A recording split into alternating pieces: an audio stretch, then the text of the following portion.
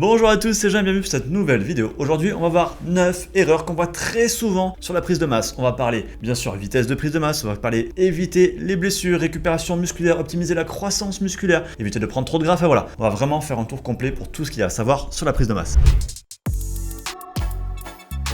Le but sera ici de vous donner des conseils pour réussir à faire une prise de masse de l'ordre de 1 à 2 kg par mois. Ça peut paraître peu, mais en 6 mois, ça fait quand même 10 kg. Et clairement 10 kg sur votre physique, ça change tout. Et si la vidéo vous plaît, je vous invite à liker, partager, commenter, vous le savez, parce que c'est vous qui faites vivre la chaîne. Pensez aussi à vous abonner, activer la notification, la petite cloche pour ne pas rater mes futures vidéos. Et si en fin de vidéo, vous ne savez toujours pas comment gérer votre prise de masse, nous, on sait, et c'est pour ça qu'on a créé nos coachings fitzone.net. Allez voir, il y a des coachings pour tout le monde. Et si vous ne savez pas quels sont les meilleurs compléments alimentaires pour la musculation, que ce soit pour la prise de masse ou la santé, avec la nutrition, vous voyez quelques échantillons de nos produits derrière, on est là pour vous aider. Allez, c'est parti. Première erreur, c'est de vouloir aller trop vite. Si vous prenez du poids trop vite, vous allez prendre trop de gras. Le corps, il a une certaine capacité à produire du muscle. Si vous allez trop vite, vous allez prendre le muscle que le corps a la capacité de prendre. Mais après, au bout d'un moment, tout ce que vous allez prendre, c'est du gras. Et donc, quand on veut faire une prise de masse propre et non pas se transformer en petit cochon, l'objectif, ça va être d'augmenter vos calories par rapport à votre maintenance de l'ordre de 200 à 300 kcal de plus par jour. En gros, comptez à peu près 10% de plus. Donc attention, la prise de masse doit être suffisamment lente, bien sûr pas trop quand même, mais si vous allez trop vite, vous allez avoir un excès de gras qu'il faudra perdre après pendant la phase de sèche. Pendant cette phase de sèche, vous risquez d'augmenter le risque de blessure, vous risquez de perdre du muscle, donc attention, gérez correctement. Et la deuxième erreur, c'est le pendant, c'est de vouloir aller trop lentement. Bien sûr, on voit plein de gens qui se disent moi je veux prendre que du muscle et pas du tout de gras, et donc ils vont essayer de calculer leurs calories pile poil pour être à la limite entre maximiser la prise de muscle et minimiser la prise de gras. Le problème avec ça, c'est que vous n'avez absolument aucun moyen de connaître avec précision le nombre de calories dont votre corps a besoin exactement pour prendre le maximum de muscle sans prendre du tout de gras. Vous pouvez pas le savoir. Et donc, si vous faites ça, vous avez un fort risque de ne pas manger suffisamment et donc de ne pas optimiser votre croissance musculaire. En plus de ça, il faut savoir que le corps a besoin, pour prendre correctement de la masse musculaire, d'avoir quand même un taux de gras suffisant. On estime qu'en dessous de 12% de masse grasse, c'est très difficile de réussir à prendre du muscle. Donc, il ne faut pas chercher à tout faire en même temps. Vous ne pouvez pas chercher à être sec et à prendre du muscle en même temps.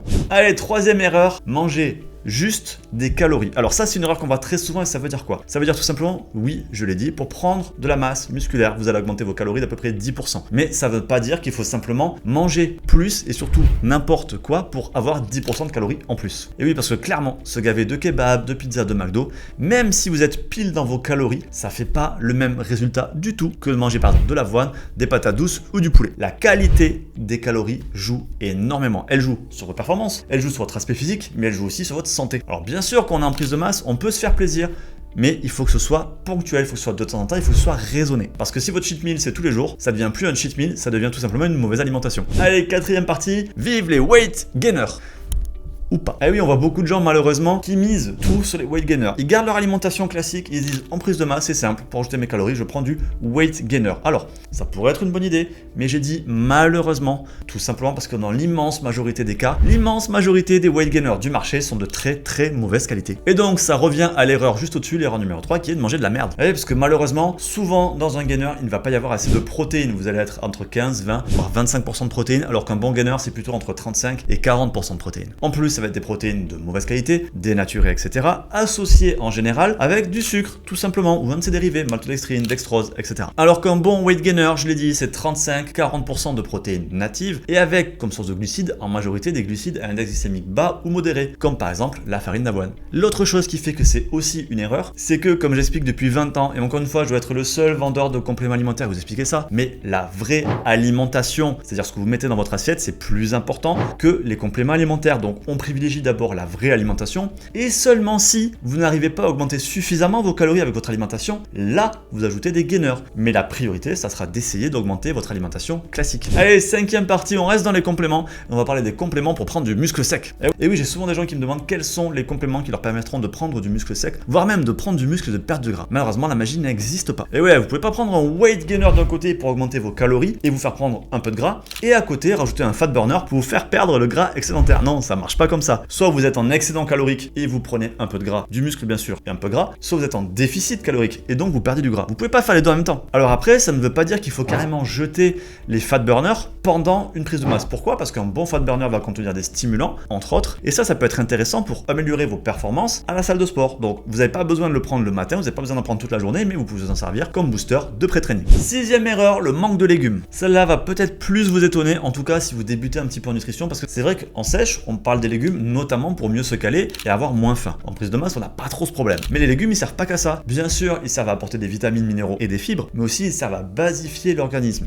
c'est-à-dire à contrer l'effet acidifiant des protéines, mais aussi des céréales, riz, pâtes, pain, etc. Tout simplement parce que quand on mange beaucoup d'aliments acides, le pH de notre corps, il va osciller du côté acidité, et ça augmente la fatigue, ça augmente le risque de blessure, notamment des tendinites. Et pour contrer ça et rééquilibrer la balance, il va falloir manger des aliments basifiants, tout ce qui va être fruits et légumes. Alors oui, c'est sûr, c'est pas évident, quand on a déjà le ventre bien rempli, rajouter 2 à 300 grammes de légumes et de fruits par repas, c'est pas évident, pourtant c'est essentiel. Et notez aussi que vous allez ajouter un petit peu de légumes, vous allez ajouter un petit peu de fruits, et ça va quand même aussi apporter des calories. Ça vous permettra aussi de réduire un peu vos apports en glucides ou en céréales au global. Septième erreur qu'on voit souvent, c'est les gens qui n'utilisent pas leurs calories. On l'a dit, vous êtes en prise de masse, donc vous êtes en excédent calorique. Mais ces calories, il faut les utiliser. Ça veut dire quoi? Ça veut dire que vous avez de l'énergie, vous avez une récupération optimisée, donc il faut s'en servir pour faire des séances d'entraînement plus dures, plus intenses et éventuellement plus fréquentes pour ceux qui peuvent. Et quand on parle d'intensité, ça veut dire qu'on va privilégier les gros exercices de base, les gros poids lourds bien sûr, ça en fonction de la force de chacun, les gros mouvements avec barre ou halter, et mettre un petit peu plus de côté tous les exercices un peu plus faciles, tous les exercices un peu plus d'isolation, tous les exercices un peu plus de poulie, de finition, etc. Le but c'est de